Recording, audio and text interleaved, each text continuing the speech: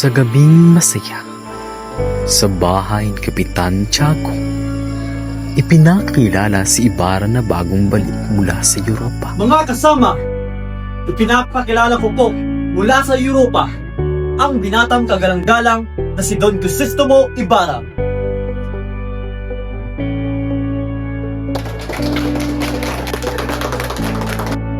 Mabuhay! Maligayang pagbabalik!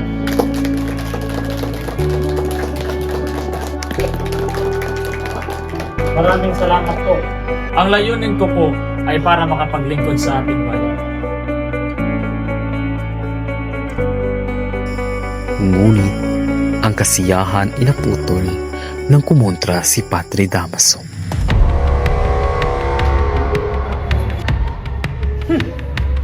Europe?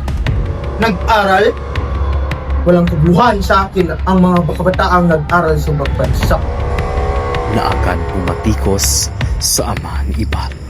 Padre, hinahangaan ko ang iyong paglilingkod. Ngunit, ang edukasyon ay kailangan ng ating bayan. Edukasyon daw, ganyan din ang ama mo! Walang galang! Kung ang aking ama ay naging mabuting tao, na hindi niya mapabubulaan.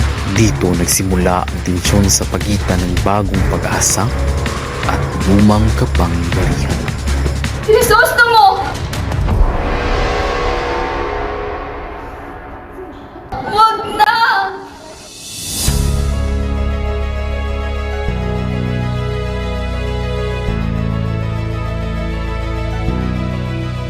Sa loob ng simbahan, Ikaw, Crispin, ang nagpaging ng dalawang inakusahan isa. si Crespin Ikaw ang may gawa. ng nanakaw at pinagmalupitan. Hindi po! Hindi po! Hindi ako ang gumawa! Ako na po yung uwing mag-isa, kaya Crispin ko. Hindi ka makakalis. Ikaw ay uhuli. Mga gwardya, huli nyo. Huwag po! Wag!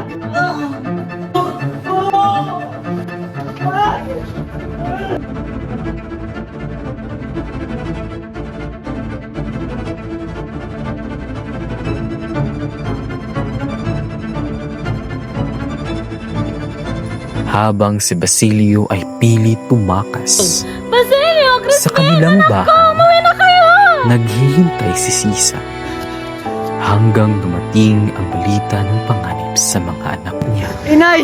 Si Crispin hindi pinayagang umuwi at inaakusahan siya! Diyos ko! Kawan mo ang aking anak!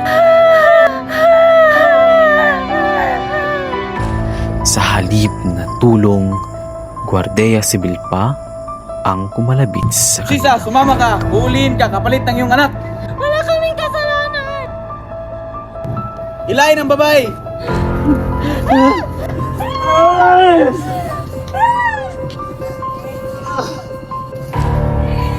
Wala akong kawan!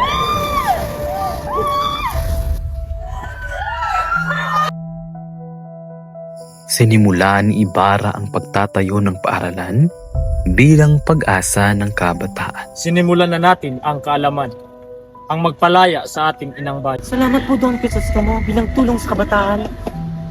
Ngunit, binilaan siya ni Elias na may mga tutol sa pagbabago. Don Crisostomo, may masama akong balita. May mga taong gusto kang pagbintangan. Gusto nilang ipatigil ang proyekto. Bakit naman? Ang paaralan ay para sa lahat. Dahil pinangangambahan kanila, ang taong nagbubukas ng isip ay tinatakot. At nang dumating pare, ipinakitang hindi madali ang magtaguyod ng kabutihan sa harap ng takot at kapangyarihan. Hindi kayo pwede magtayo ng paaralan ng walang basbas ng simbahan.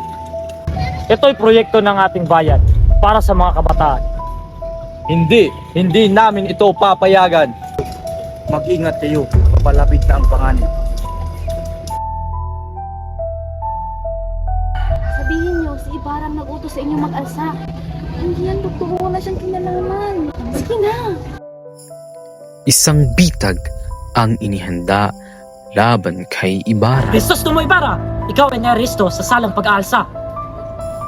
Pinaratangang pinuno ng pag-aalsa.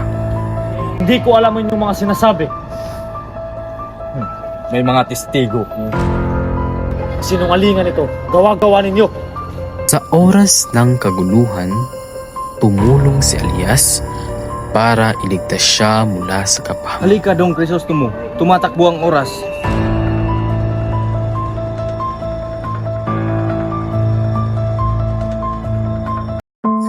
Sa kagubatan, nalagutan ng hininga si Elias habang iniwan kay Basilio ang pag-asa para sa bayan. Basilio, kung may araw, ilibing mo ako sa tabi ng aking mga ninuno.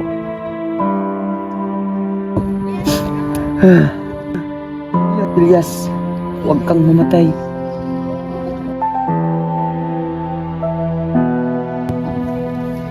Sabihin mo sa bayan, lumaban sa kadiliman.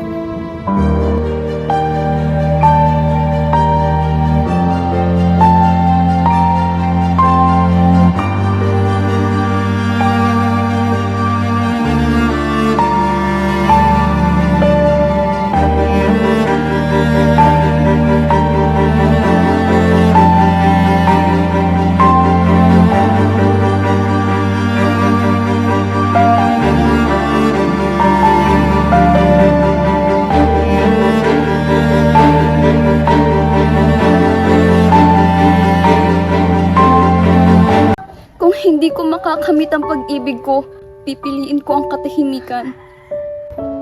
Anak, ikaw ay aking dugo. Hindi ka dapat magmaliw.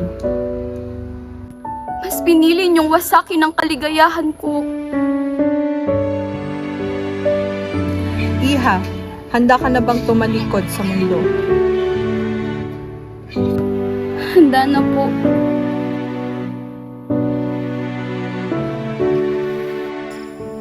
Samantala, si Maria Clara naman ay pumili ng buhay sa kumbento. Isinakripisyo ang pag-ibig para sa katahimikan.